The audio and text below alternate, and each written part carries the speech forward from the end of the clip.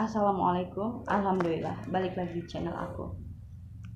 Video kali ini aku mau sharing atau ngebahas hal yang sebenarnya gak perlu ribut, gak perlu rame ya. Apalagi di bulan Ramadan yang ribut-ribut tinggalkan lah, itu setan itu yang ribut-ribut tuh, pengen umat Islam saling pecah belah, itu setan. Nah, masalah Gus Miftah gitu kan ya, pahami satu hal, aku melihat ini dari sisi manusia ya. Secara pribadi aku sendiri, akidah itu nggak bisa ditawar-tawar gitu. Aku juga kalau ngapain masuk gereja gitu kan ya, mendingan nyebutin rumput depan rumah, apa nyetrika baju atau ngapain gitu ya, apa ngerokin timun suri atau ngapain lah ini, mau intinya menurut aku ya masuk ke gereja itu perbuatan sia-sia menurut aku, kalau aku pribadi. Tetapi ini tuh di dunia guys, ini tuh kita masih hidup ya, masih dikelilingi manusia-manusia dengan bermacam karakter, bermacam-macam sifat itu kan, bermacam-macam latar belakang. Semuanya apapun bisa terjadi, termasuk muslim yang masuk ke gereja. Sebenarnya ya ngapain dihujat, ya Allah, sampai ngapain sih Gus Miftah dihujat? Emang Gus Miftah ganggu kalian?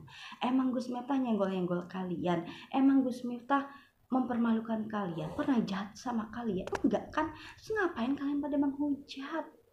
Kecuali Gus Miftah mungkin nyenggol kalian, ganggu kalian, apa mempermalukan kalian atau apa, bolehlah kalian balas, itu masih masuk akal. Ini enggak kenal kalian hujat, kan buang-buang waktu. Nah inilah penyakit kebanyakan, bukan kebanyakan ya, gak semua, sebagian orang Indonesia, yaitu over proud dan overhead, terlalu bangga yang berlebihan dan terlalu benci yang berlebihan. Dan parahnya lagi dengan orang yang tidak dikenal, dengan orang yang gak pernah ada komunikasi sama sekali gitu kan. Kayak kemarin Gus Miftah ngisi tausiah di pernikahannya AA, itu dipuji, oh beginilah begitulah, wah dipuji, wah banyak dipuji-puji kan. Nah padahal menurut aku tausiah Gus Miftah ya kurang berdaging kalau menurut aku. Nah terus sekarang Gus Miftah masuk gereja, pidato di gereja, nah yang tadi dipuji-puji, terus gara-gara ini apa namanya masuk gereja dihujat abis-abisan, ngapain? Gus Miftah kenal kalian aja enggak, ganggu kalian aja enggak, terus ngapain kalian pada menghujat ya kan? Lagian nih ya, Gus Miftah dia punya alasan sendiri kenapa masuk sono, alasan silaturahmi kebangsaan. Ya udah hargai aja, ngapain pada ribut gitu kan. Emang kita tahu isi hatinya dia mau apa maksud mau menyamakan Tuhan, atau emang kita tahu maksud dia salam itu untuk bisa jadi karena kebiasaan gitu loh. Aku juga ya, aku nggak pernah atau pernah sengaja ya ada sedikit bergaul dengan orang Kristen ya, karena aku kebiasaan bilang assalamualaikum, jadi pas keluar masuk assalamualaikum begitu ya, karena kebiasaan assalamualaikum. Nah ketika aku ingat oh nggak boleh, ya udah aku berhenti. Jadi mungkin karena jadi ya cobalah sedikit berbaik sangka gitu loh. Memang secara pribadi namanya akidah itu sayang ini sayang minum nak, sayang memang secara pribadi akidah itu tadi nggak bisa ditawar. Aku sepakat dengan Mas, aku sepakat dengan Gus Najih, nggak bisa olah-olah menyamakan Tuhan gitu kan. Dia panggil aja, aku sepakat nggak boleh apa bilang assalamualaikum kepada orang kafir, itu memang ada hadis sahihnya, itu semuanya mereka benar. Tapi coba kita lihat dari sisi manusia, sesama manusia, setiap manusia punya hak asasi manusia, bebas berbuat apapun ya kan. Prinsipnya orang lain mau jungkir balik, mau salto, mau ngapain bebas, yang penting gak ganggu kita, gak nyenggol-nyenggol kita ya kan, gak meresahkan kita gitu kan. ya sudah gitu kan. Nah, nggak usah dihujat, ngapain dihujat gitu loh.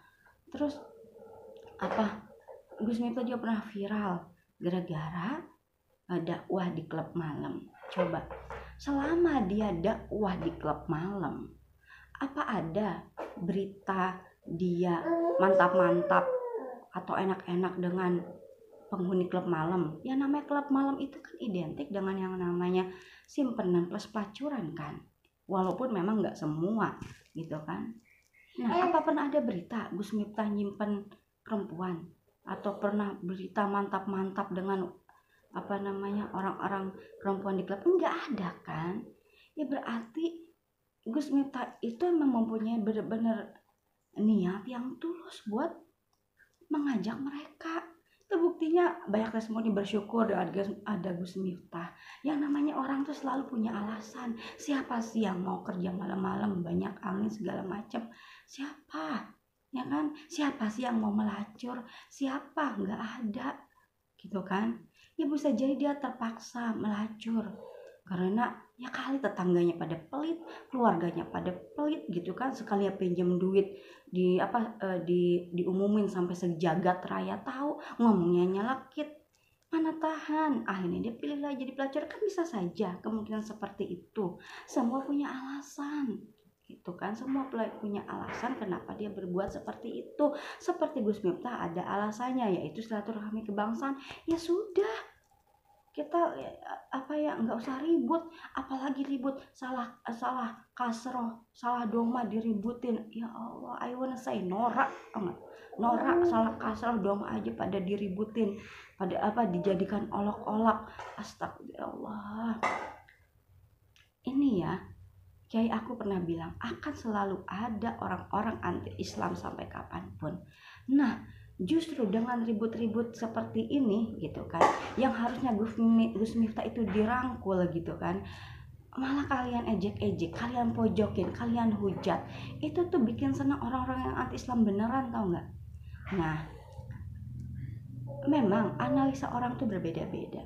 Kendati pun Gus Miftah punya niat untuk memecah belah bangsa gitu kan, ya itu urusan dia dengan Tuhan gitu kan. Selama dia nggak nyenggol kita secara personal, secara pribadi, nggak ganggu kita secara pribadi, bebas Gus Miftah tuh mau ngapain aja gitu loh. Nah, jadi setiap orang punya hak untuk berbuat bebas gitu loh. Nah, sekarang kita bukan apa-apanya ngehujat. Tahu nggak, kita ngehujat orang, keberkahan penghujat itu lari semuanya ke dia, tahu nggak? Nah, kita menghujat orang, lari keberkahan kita ke dia. Ini ngapain ya Allah? Please lah, udahlah, hargai setiap gerak orang. Ini orang selama nggak nyenggol kita secara personal, nggak ganggu kita secara personal gitu loh. Toh Gus Miftah juga banyak jasanya kan. Itu buktinya banyak orang-orang yang bersyukur, orang-orang klub malam yang bersyukur ada Gus Miftah di sana. Berarti kan dia memang benar mengajak jalan dengan cara yang berbeda gitu loh. Lagi-lagi ya, secara pribadi aku nggak ada tawar menawar. Tadi aku bilang daripada krim mendingan nyabutin rumput atau apa gitu kan. Dan aku juga waktu 2017 pernah ikut seminar di Jakarta. Pengisinya itu salah satu anaknya Buya Hamka. Dia cerita, jadi Buya Hamka itu dipenjarakan gara-gara mengeluarkan fatwa haram Natal bersama. Bukan saja dipenjarakan tetapi dimiskinkan ya. Mereka dengan dipenjaranya Gus Miftah, mereka anak-anaknya, istrinya hidup miskin, perhiasan habis untuk beli beras apa segala. Nah, jadi memang akidah tidak bisa ditawar. Tetapi kita itu sesama manusia gitu kan, sesama manusia. Ya sudahlah, ngapain saling menghujat, dihujat. Coba Gus Miftah itu kan kalau aku lihat dia juga bukan orang sembarangan kan, maksudnya artinya punya keturunan dari Ki Ageng Hasan Besari kan. Itu berarti memang dia punya darah pendakwah, darah cuma caranya berbeda gitu loh. Ya udah biarin aja gitu loh. Nggak ada satu orang pun mendanggung dosa orang lain, saling mengingatkan. dengan alasan saling mengingatkan itu bukan mengingatkan itu bukan menghujat gitu loh. Ini ada yang menghujat, Ustadz amplop lah, Ustadz murtad lah, Ustadz apa itu namanya, Ustadz murtad lah, Ustadz seleb lah. Padahal kita nggak pernah kan ngatain kalian, nggak pernah nyenggol kalian. Jadi prinsipnya tadi guys, semua orang tuh punya hak untuk berbuat apapun. Yang penting selama dia nggak ganggu kita secara personal, nggak ngusik kita, nggak nyenggol kita, bebas orang berbuat apapun guys, termasuk masuk dan keluar gereja gitu loh.